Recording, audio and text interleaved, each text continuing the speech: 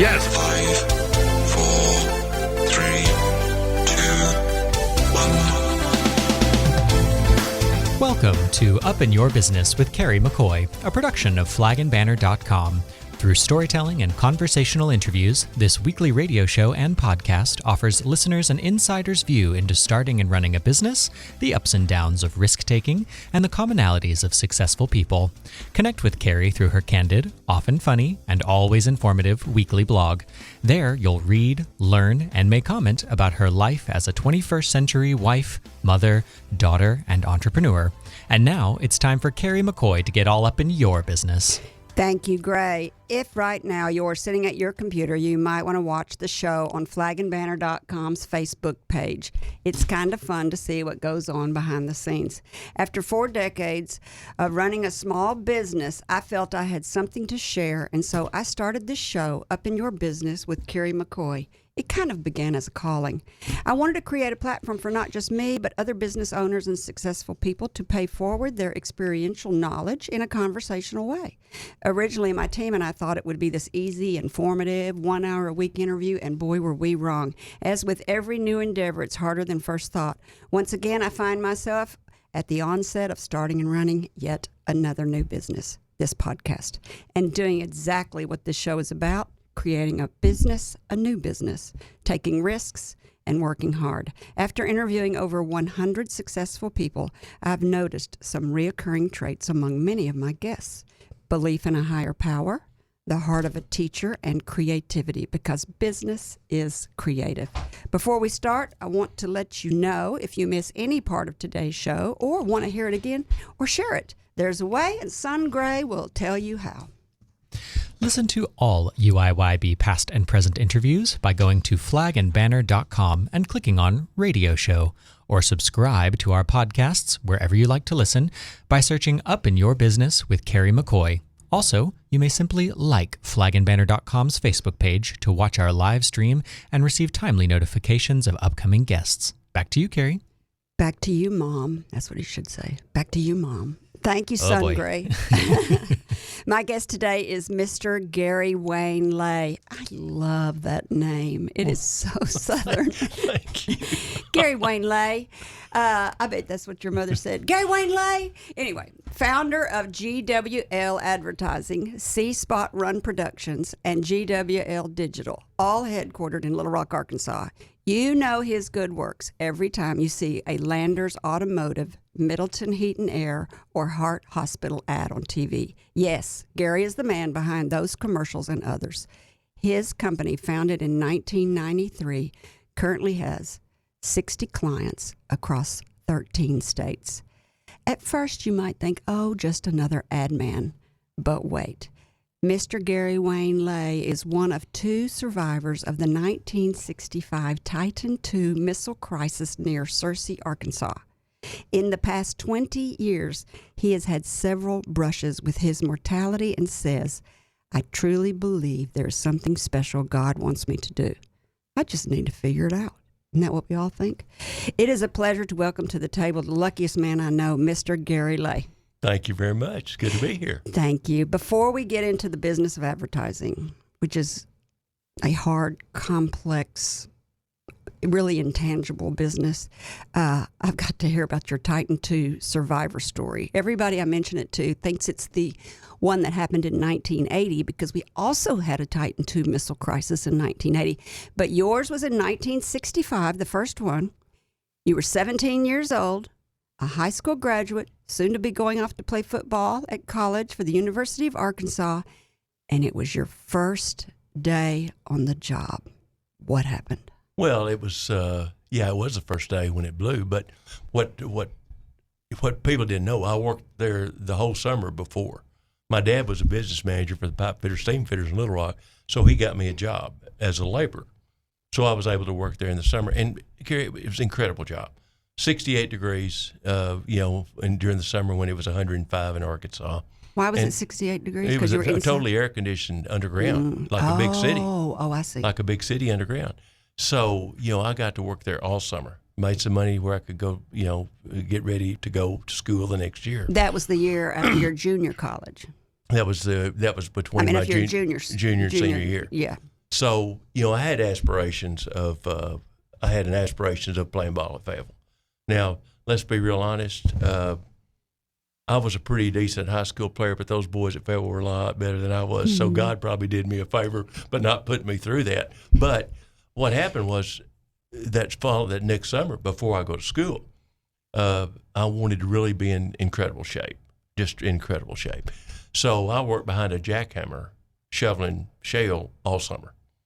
And I was probably in the best physical condition of my life. And my dad said, okay, before you get ready to go to school, go for 2 days and all this to try out, I'll let you work on the bases. I'll let you work. Did your dad work at the bases? No, he was in Little Rock, but he had men that worked there. I got you. That were pipe fitters, steam fitters that belonged to Local 155 out of Little Rock, because there were, pipe fitters, steam fitters, there were electricians, there were sheet metal workers, all because it was a remodification of the missile silo. So he was a subcontractor. Well, no, he was just a union man that had union employees that worked for him. But and this was right in the middle of the Cold War. We were trying to keep up with Russia, so we were doing this and they would do this. So this Titan II program was all a function of that. But anyway, so I come to Jacksonville Air Force Base and go through the checking in and all this on the Friday before I go to work on Monday. And I get my identification papers and all that. So I go to work Monday morning, and and like I say, it was an incredible job. You go in what they call the hole down underground. You go in there at 8 o'clock. Then they had a deal that come out at 10:15 for a smoke break. Then you go back down in the hole, come out at 11:45 for lunch, and then go back in at 1 o'clock, come out at 3:15 for a smoke break, and then come out at 4:30 and go home. Perfect. So it was ideal. But anyway, so I had been working. The missile silo itself was 180 feet deep, and we had been working in the bottom all morning. So when we came out for lunch, sit there and had lunch and all this, and then we started back down into the missile base. And me, I'm still my personality. I've just got to stop and chatter. So the guys I'm working with, they get on the elevator and they go right to the bottom, start working again. Well, I'm sitting there talking with these other guys, and I'm round behind the missile itself in the tunnel. There's an escape ladder there. There's only 2 ways in and out of that thing. One was the elevator up and down. The other one was the escape ladder that went up and down. And you're not above ground. No, you're just we're not 80, all the way we're down. 80 feet below at that point in time. Not 180, just no, just 80. Because the missile went all the way. There was 8 levels on the silo. Okay, so you're halfway down. I'm sitting there talking, and all of a sudden there's just an incredible flash, and the sound similar to what you would run into if you light a gas stove. That, and it was never an explosion. It was a flash fire. So the instinct when the fire flashed, the lights went out, the fire flashed, the instinct was to get away from that fire. Yeah. So I got on the escape ladder and started down. And I think at that point in time, and that was probably my first intervention. You started down because the fire was above? The fire was next to me, and the first inclination was to get away from that. And that would have been easier to go down. Oh, yeah, because if there was no other place to go. You're in the corner with an escape ladder there, you'd had to go back through the flames. Oh, I got you. So go down, and I think at that point in time is my first realization that, hey, it wasn't my time. Mm-hmm. Because, totally dark, and I'm down the escape ladder all the way to the next level, and thank God probably said at that point in time, hey, we're going to do something different here. So I'm starting back up the escape ladder, and these guys are falling all over the top of me because everybody's trying to get away from it. And I get back up to where we were, lights are still out, and I feel my way back around that gun barrel to a cableway which led to the control center. And, of course, in that control center, the gauges were going nuts. Everything was happening. They knew something was wrong. And so they come running down. Well, I collapsed in the cableway from smoke inhalation. And so they got me up, threw me in the decontamination shower, washed me off. And I was 2 at this point in time, and they kept saying, hey, you're going to be fine. And I kept saying over and over, God, don't let me die. Because, I'm in shock at this point in time. And they put me in an ambulance. And Kerry, that's the longest ride I've ever had because there was so much pain. And I went to Porter Rogers Hospital in Searcy because that was the closest one. And I got the emergency room, and they hit me with 2 shots of morphine. And at that point in time, the pain was over. But there was so much scurrying around in that hospital because they didn't know what they had coming. You know, you got 55 workers on that silo. So they were scurrying around. Well, nobody else got out. They thought, get ready, everybody's going to be coming. Coming here. But nobody else got out. And what happened was through the investigation process, and my dad was on the investigating committee, but through the investigation process, they discovered nobody burned. It was all smoke inhalation. And I've made several talks, obviously, over the last 50 years or whatever since it happened. And the most comforting thing, I talked to the White County Historical Society. And what was really interesting, there were a lot of people that are my age that lost their parents. Because there were a lot of people from Searcy, Rosebud, through there, that lost their dad or their brother or whatever. Mm-hmm. And I was able to tell them, hey, they never suffered. It was over in just a matter of seconds. But I was telling you a really story that'll send chills. My wife and I are getting ready to leave after the talk. And a lady came up, a little older than me, came up and she said, thank you for your talk. She said, can I see your hands? And I thought, now, where are we going with this? You know, can I see your hands? So she's looking at my hands and she said, I was the nurse in the emergency room when they brought you in. And she said, I never thought that you'd use your hands again because that's how bad they were burned. And, boy, we both hugged each other, and I said, I am so glad you're here. But it was... your hands look fine. Yeah, well, you know, what was really interesting, for the long period of time that I'm in the hospital, I never had any more pain. And blisters got up 2 and 3 inches tall on my hands and on my face. And I want to say that's what happened to my hair, but I think most of my family is bald anyway. But what happened, they flew some medicine in from Lackland Air Force Base. Lackland was the burn center of the country. And because it was an Air Force accident, they flew that in and they kept me sprayed down for the whole period of time I was in the hospital. And then 3 days before I left, they came in with some tongs and scraped all those blisters away, and there was new skin already forming underneath them. My mother couldn't figure out why I wasn't having any pain. And so she bent over to kiss me goodnight as she was leaving the hospital one night, and her whole mouth went numb. That's how strong that medication was. Oh. But it was quite an ordeal. I went to Washington right after I started school because the trial was going on. You know, there's 53 people that have lost their lives. So now the big deal is who was to blame. Right. And so Peter Kiewit was a contractor at that point in time. So you had either the contractor or the Air Force. Now, the decision at the end was pretty muddled, but I was the only one that really was down there. There was a painter that was one of the survivors that got out, but he was in the cableway walking down, and he saw the smoke, and he turned around. And I think he was in the hospital one night just for observation. But I was down there, and the attorneys kept wanting me to say there was somebody welding down there which caused this thing to happen. Well, there wasn't anybody welding, because I'm the one who got out, and I know what was going on down there. Mm-hmm. And then what happened, too, there was another side of the story, and that is every base that was active as far as construction, an Air Force crew of escorts would come out from Jacksonville every morning. And if you went into the silo, you had to have an escort with you. And the escorts had sensor detector belts, like a little klaxon, if you will, that if they detected any odor whatsoever, that klaxon would automatically ring the siren, and we'd come out of there. So we had test drills all the time. Or if some fake thing would happen, an odor would happen, we'd come out. Well, there weren't any down there, or they'd still been there. And so what they discovered was that the security at the Air Force bases had gotten really lax because they were in the second year, third year of remodeling and all that. And all the escorts were playing gin in the Quonset hut on top ground. So there never was an official ruling, but the word came down, was it an Air Force problem or was it a construction company problem? So you think because they weren't using the sensors that there was an odor leak that had been going on for a while? The investigating committee discovered we were running fuel from the bottom to the top.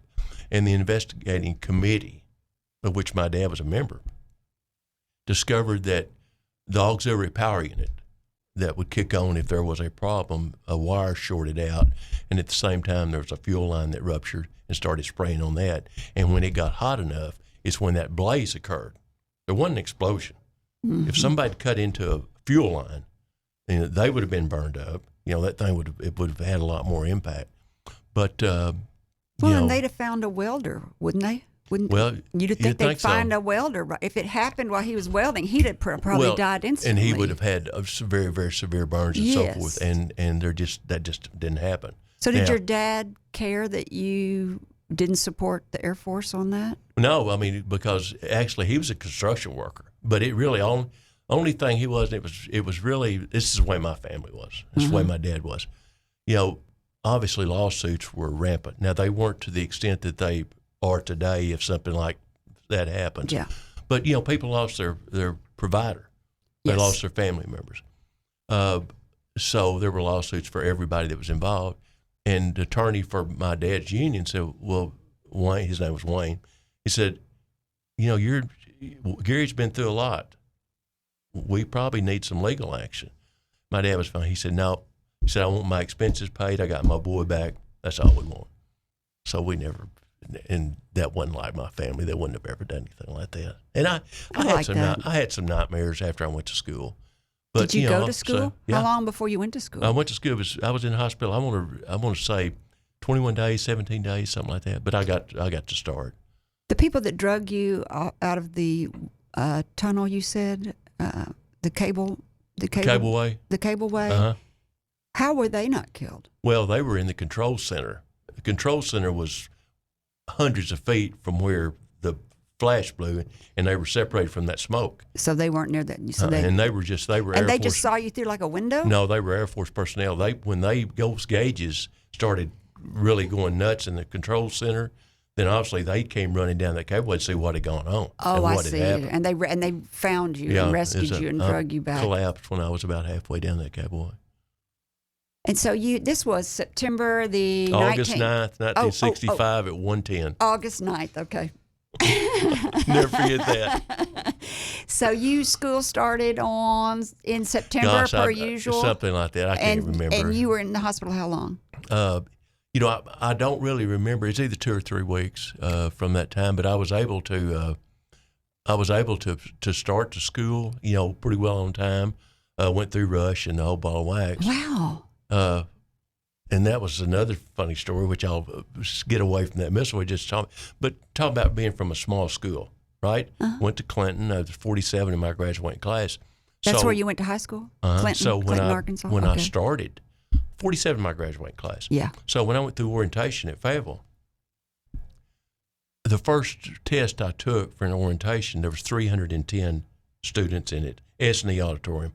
I was petrified. I'd come apart. And my mother and dad were up there with me. I had to bring this kid to school. And so I go outside, and my dad's a construction worker, obviously. He's got his khaki pants on. He's smoking his filter cool. And he said, how was it? They're excited because I'm going to school. I said, I can't do it. Can't make it. There is no way I can make it.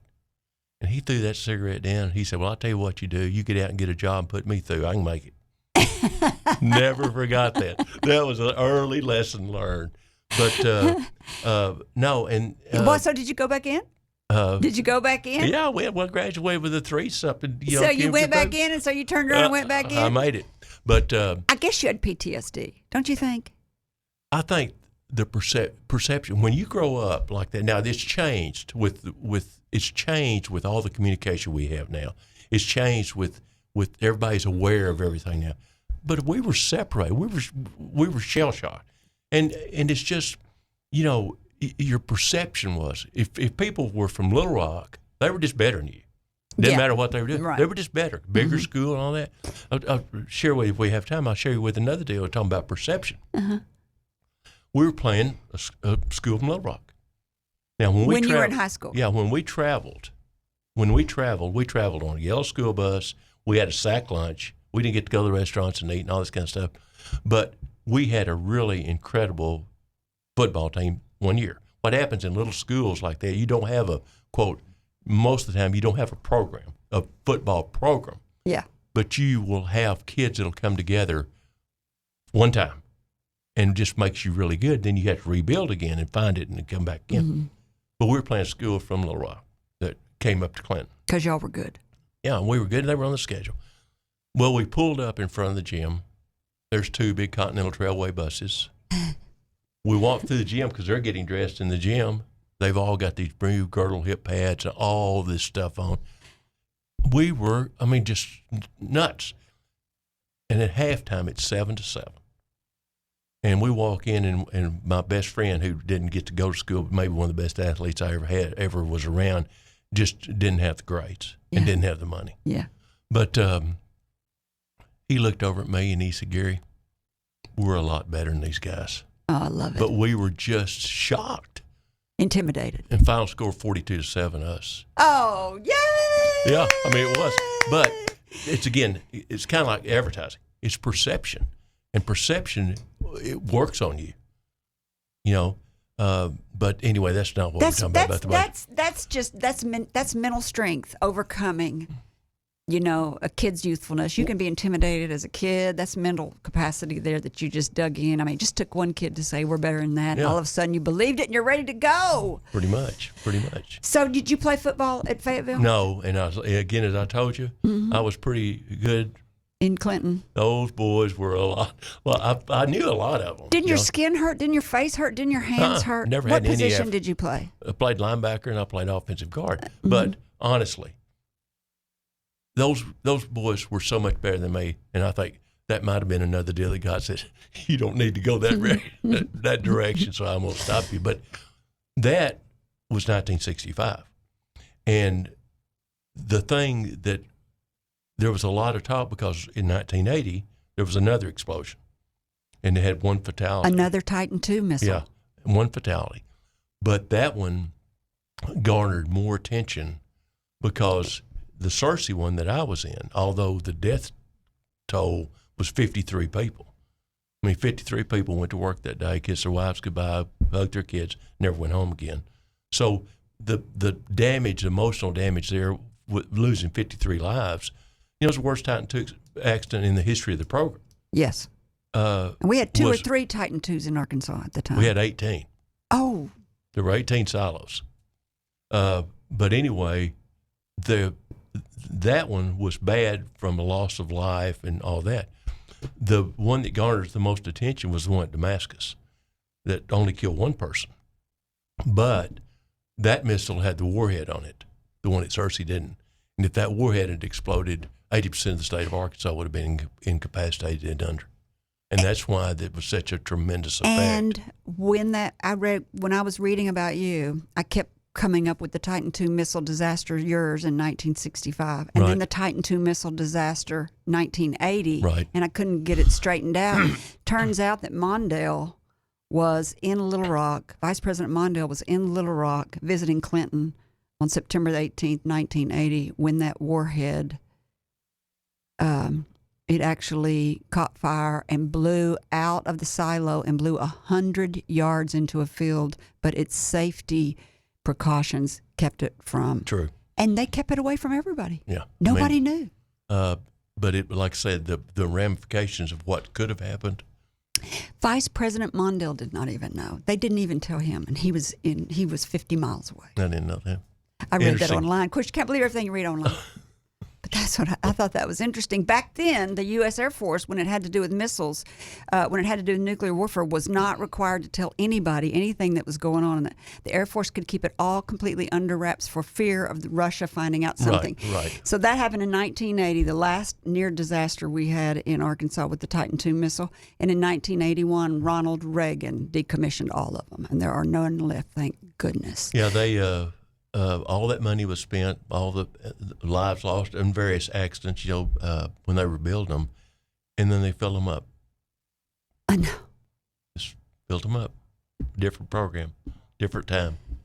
All right, this is a great place to take a break. When we come back, we'll continue our conversation with Mr. Gary Lay, founder of GWL Advertising, SeeSpotRun Productions, and GWL Digital. We will find out how this successful ad man sets his clients apart in an overcluttered and noisy world that he jokingly says is like trying to reach an audience with the attention span of a sleep-deprived toddler.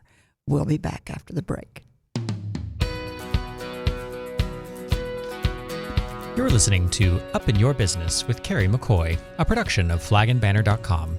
Over 40 years ago, with only $400, Kerry founded Arkansas Flag and Banner. During the last 4 decades, the business has grown and changed, starting with door-to-door sales, then telemarketing, to mail order and catalog sales. And now, flagandbanner.com relies heavily on the internet and live chats with customers all over the world. Over this time, Kerry's business and leadership knowledge has grown. As early as 2004, she began sharing her knowledge in her weekly blog. In 2009, she founded the nonprofit Friends of Dreamland Ballroom, and in 2014, Brave Magazine, a biannual publication. Today, she has branched out into podcasts, Facebook livestream, and YouTube videos of this radio show. Each week, you'll hear candid conversations between her and her guests about real-world experiences on a variety of businesses and topics that we hope you'll find interesting and inspiring. Stay up to date by joining flagandbanner.com's mailing list. You'll receive our Water Cooler Weekly e-blast that notifies you of our upcoming guests, happenings at Dreamland Ballroom, sales at flagandbanner.com, access to Brave magazine articles, and Kerry's current blog post. All that in one weekly email. Or you may simply like flagandbanner.com's Facebook page for timely notifications. Telling American-made stories, selling American-made flags. TheFlagandBanner.com. Back to you, Kerry. You're listening to Up in Your Business with me, Kerry McCoy, and I am telling an American-made story today. You forgot where we were, Gray. He was just so into the story. You were like, oh, it's break. I'm speaking today with ad man Mr. Gary Lay, founder of... It is a great story. Founder of GWL Advertising, SeeSpotRun Productions, and GWL Digital. Started in 1993? Yeah. So we've talked, before the break, we talked about how Gary survived the Titan II missile crisis in 1965. We talked about how Little Rock in Arkansas, how Arkansas survived the Titan II near missile crisis of 1980 in Dardanelle, and how all of our listeners can rest because in 1981, Ronald Reagan decommissioned them all. So rest in peace, everybody. So now we're going to not rest in peace, everybody. Look, they're all laughing. If you're watching on Facebook, you're seeing them all go, no. Well, you can rest in peace, yeah, right? We can rest in peace. Sure. We can, yeah. Okay. Your businesses, let's talk about his businesses now. He's such an interesting person. So in 1993, you started GWL Advertising after Gary Wayne Lay, very Southern, cute name, adorable name. I'm kind of surprised you didn't name it Titan II. That's what I thought. I thought, why isn't he using Titan II anywhere? It's like, it's a great name. It's strong. Ever think about that? No. Oh, well. Your next business, because you've started 3. When you start your 4th business, we can name it GWL Titan II. Anyway, you have 60 clients, 13 states, unlimited experience in purchasing power. Tell us how you ended up in the ad business. What did you go to school for?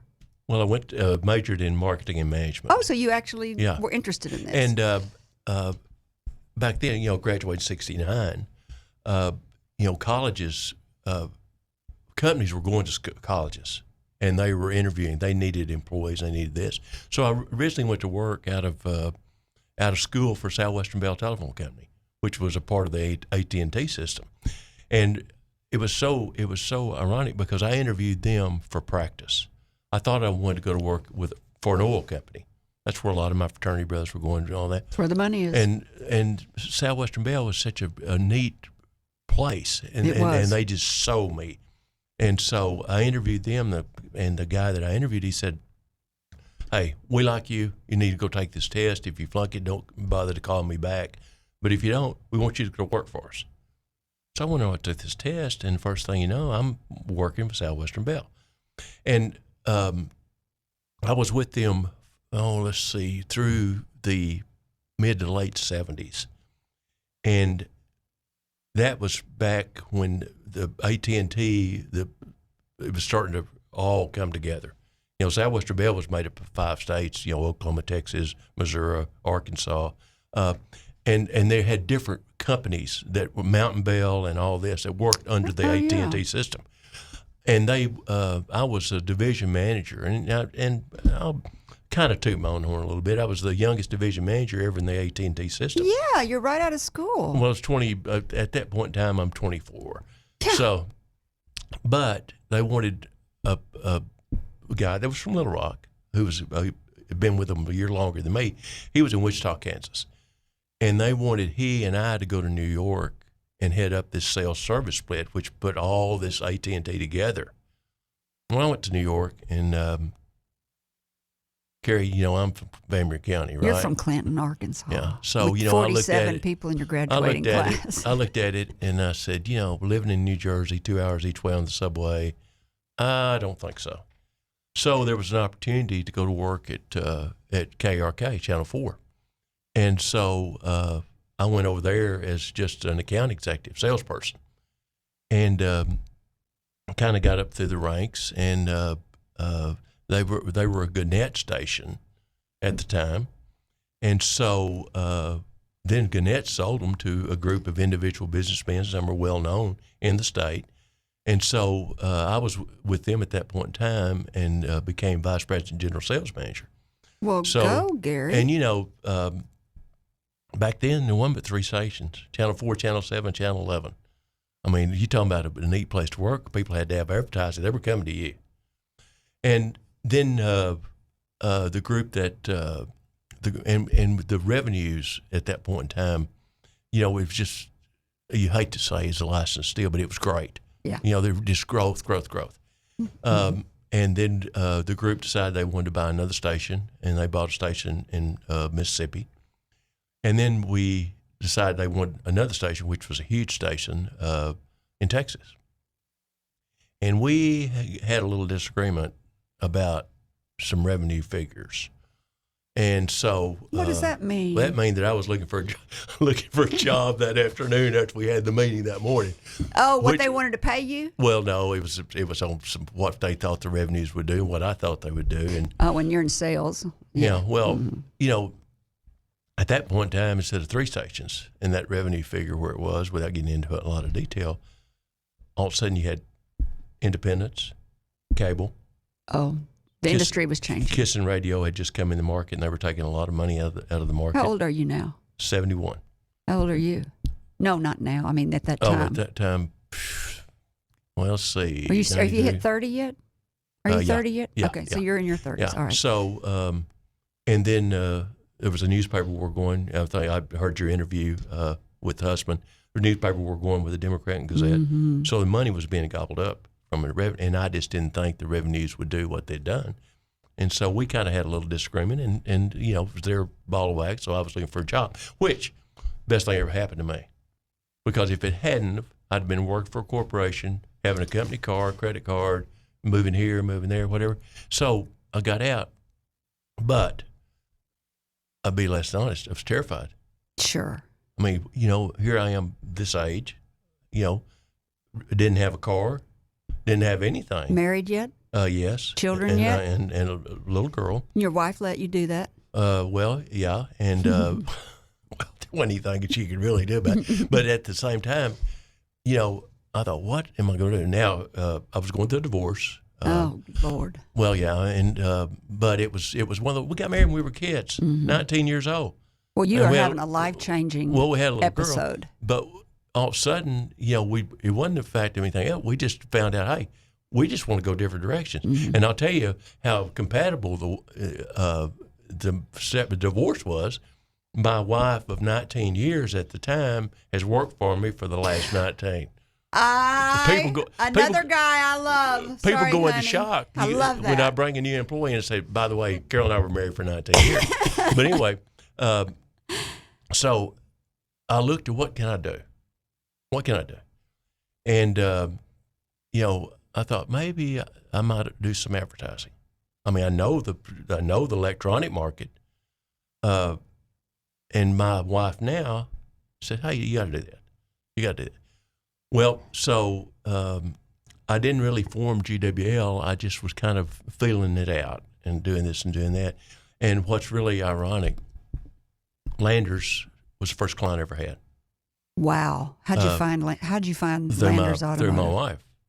She knew them, knew the Landers people, and they had a little used car operation at Benton, Arkansas, selling 75 cars a month. Steve and his dad. Steve and his dad and John. His brother. John, his cousin. His cousin. And John is what a great man. I mean, what a great man. And I went out and I made a pitch to him. I said, "Hey, I can help y'all." They'd never done any advertising. I didn't have a client. Now, you talking about the blind leading the blind. That was a big experience to go through. But I knew that, hey, if they'll do it my way, we'll make a difference because, the market, I mean, you had all the dealerships and all this, but all they were trying to do was just sell used cars in Benton. And so what was really interesting, they let me handle their work. And I brought in Leslie Basham. Yes. Leslie, I knew television loved her. She never blinked. Loved her. She never blinked. And I said, okay, here's what we're going to do, and this is the way we're going to do it.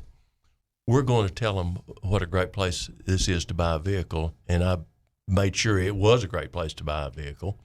And I said, we're not going to kick the tires. We're not going to throw the prices up there. We're just going to say, hey, here's what we want you to do.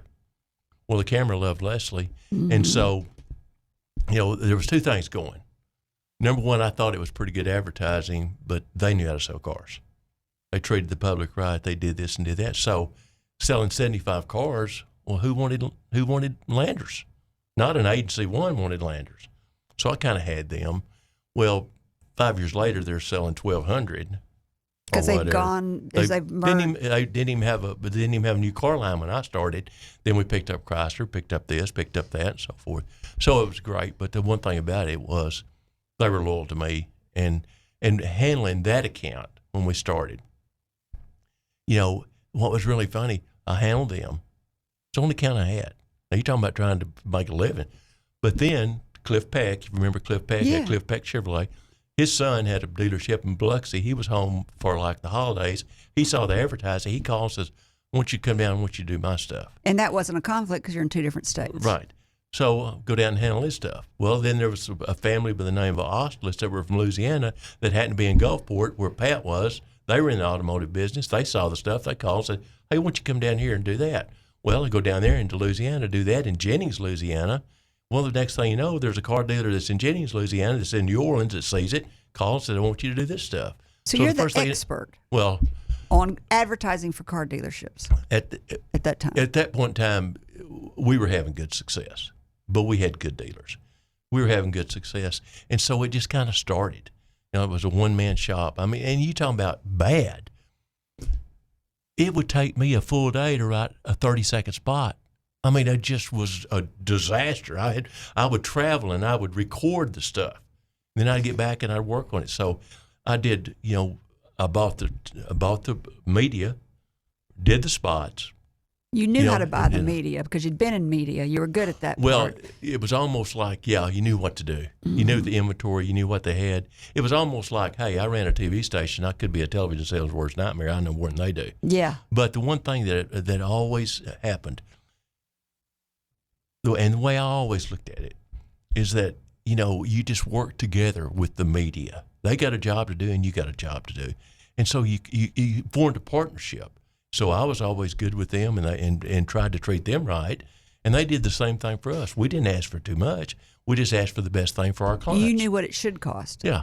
And so, and it was a give and take. And it still is this day and age. Yeah. It's a give and take. What do you think about media advertising on TV these days? Well, I think it's the whole game has changed. The whole game has changed. Back 15 years ago, 16 years ago, most of your, especially for automotive, it was electronics, whether it be TV, radio, and it was newspaper. And, budgets might go 60-40, something like that, television versus print and all that. I mean, if you remember, the Democrat Gazette, the automotive section on weekends used to be 18 pages for full color, all the stuff. Yeah. And it's certainly, I wouldn't want Mr. Husband to think that I'm bad-mouthing his business. I'm not. The public have changed. Yeah. It's instantaneous now. They want instant gratification. People buy cars online. Well, so what's happened, I've got 60-something clients in 13 states. Yeah. 10 years ago, every client I had, we did print along with electronic. I don't have one that does print this day and age. Not the first. And what's happened is that digital and social media have come in and replaced that segment of the market. Television is still extremely powerful and extremely important. But now everybody wants to get in this other side of the game. But now they're live streaming, so you can skip commercials. Well, What do you think about that? But at the same time, the areas, the areas that are still watched very, very loyally are the news areas, things of that nature. But there's also, because of certain segments that have become real popular, it's caused us to have to work harder with our product. It's caused us to have to be more creative. It's caused us to have to say it better. And so I've got a wonderful, wonderful group. How many people? 33 or 4, but we've got, it's a different game. For example, compliance. What does that Compliance mean? to make sure that you do it right, that you say the right thing, that you don't say something you're not supposed to say. We have to get approval for everything we do because of co-op, of reimbursement of funds from manufacturers and all that. Are you still doing a ton of automotive, or you do? Well, I did. No, we do Middleton, others. Heat and Air. I still do Middleton. I don't do the Heart Hospital anymore. We got them on track, and they went a different direction, and they should have, because they needed more attention than what we could give them with the way we were doing it. How do you pick a good client? How do you know if this client's a good client? Well, number one, a lot of it will seek you out, and then what I do, and this is, if many of my people are listening, they've heard me say this, but all these years I've been in this business, and I've had some huge clients. We had the Honda Group in Houston, Texas, which was the number one local advertising group in America. Incredible results for them. Had the Honda Group in New Orleans. So we've had big groups. I've never signed a contract. That's the only way I like to do business. I'm not going to do it. And the reason I'm not going to have a bad client, whether it be automotive or whatever. And if they want to do something that's unethical, whatever, then they can go a different direction. At the same time, they don't need a bad agency. And if I tell them we can do something, and all of a sudden they get in there and say, "Now, Gary, wait a minute, this is not working really like we thought it should," they need to be able to go on. Yeah. But if you're doing a good job, Yeah. and you're doing it right, and you're doing it together, then you don't need a contract. The only thing you need is a scope of work that says, this is what we're going to do for you, and this is what's going to cost you. I want to tell everybody you're listening to Up in Your Business with me, Kerry McCoy, and I'm speaking today with the ad man, Mr. Gary Lay, founder of GWL Advertising, SeeSpotRun Productions, and GWL Digital.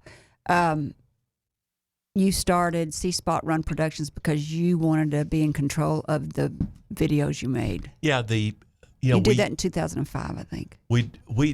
There's some great production houses here.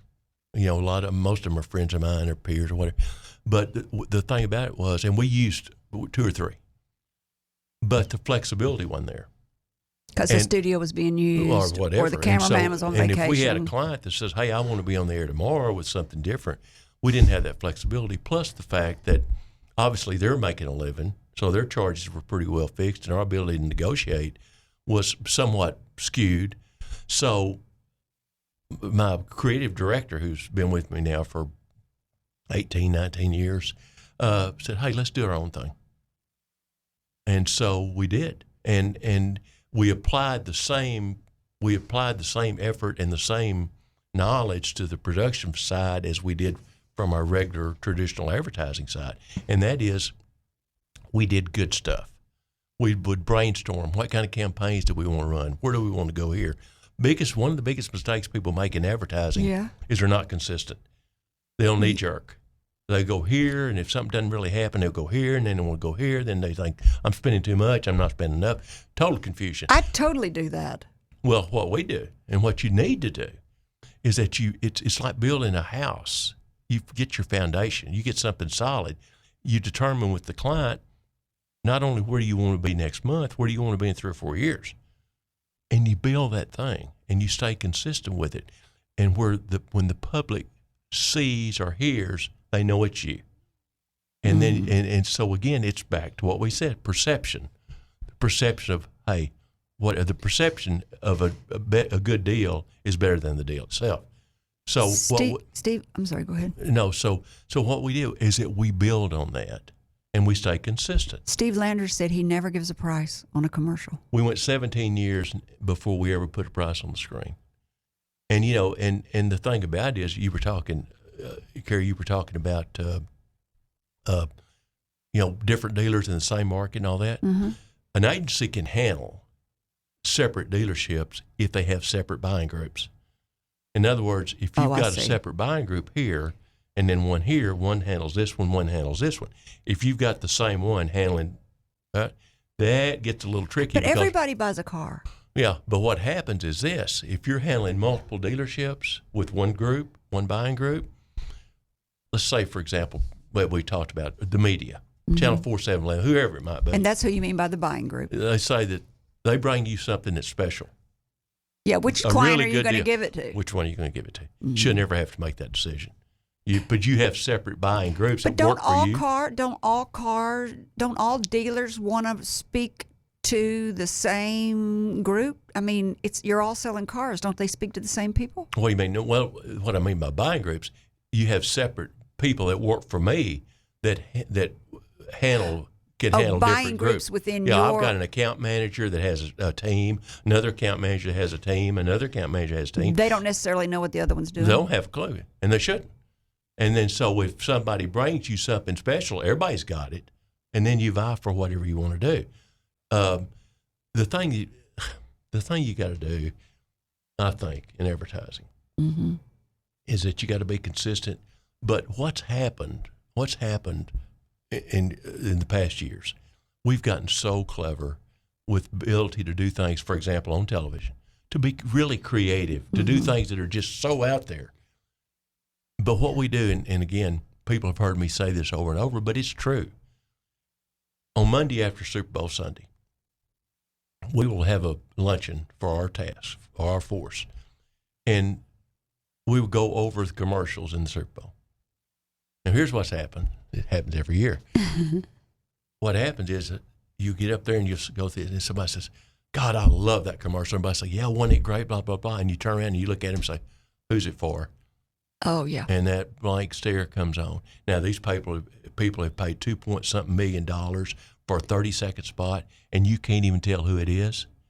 Waste of money. And that's what's happened with a lot of our advertising. They've gotten clever, but they forgot to tell the consumer what they wanted to do. And let's take automotive, for example. You take a 30-minute newscast, got 4 2-minute breaks, that's 16 30-second spots. 9 of them are cars.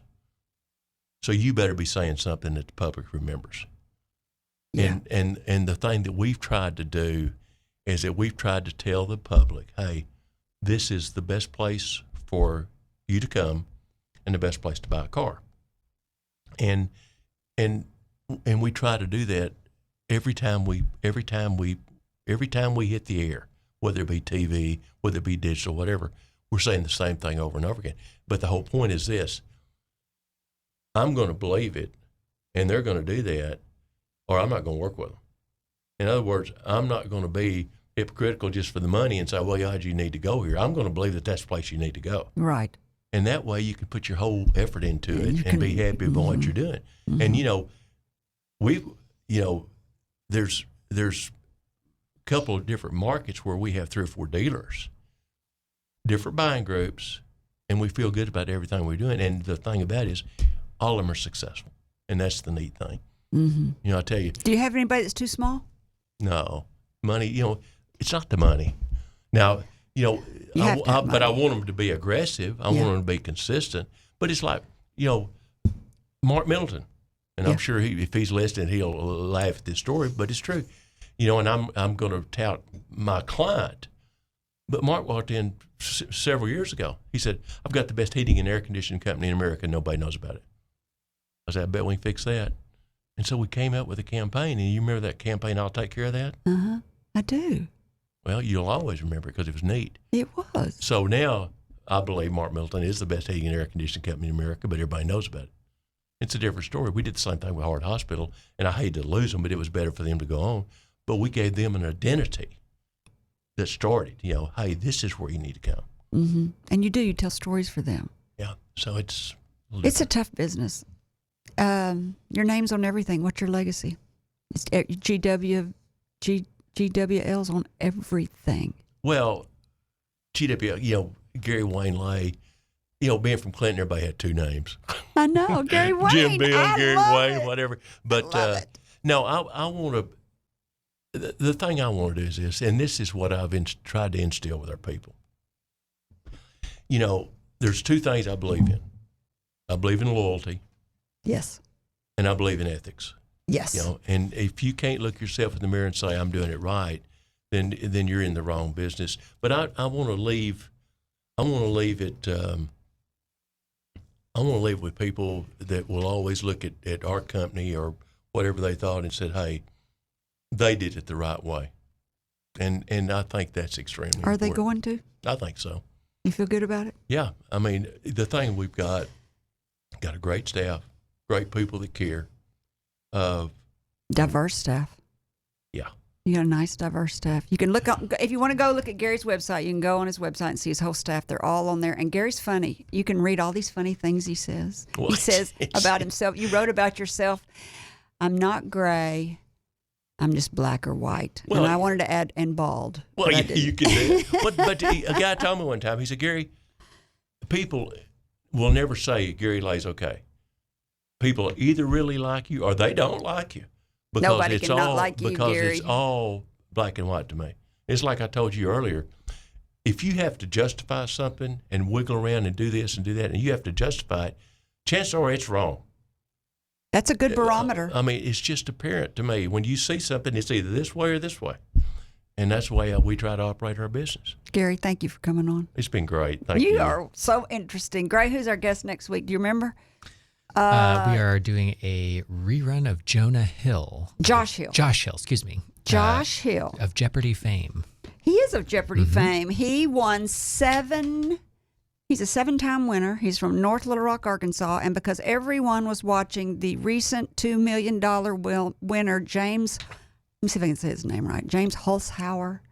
He was something like that. He was a gambler. He was a professional gambler in Las Vegas. He won over $2 million on Jeopardy. Mm-hmm. The world was fixated on it, or at least I was. So I thought it'd be fun to run Josh because he talks about all the happenings behind the scenes. Mm-hmm. And then after that, we have Mr. Charles Morgan, founder of Axiom.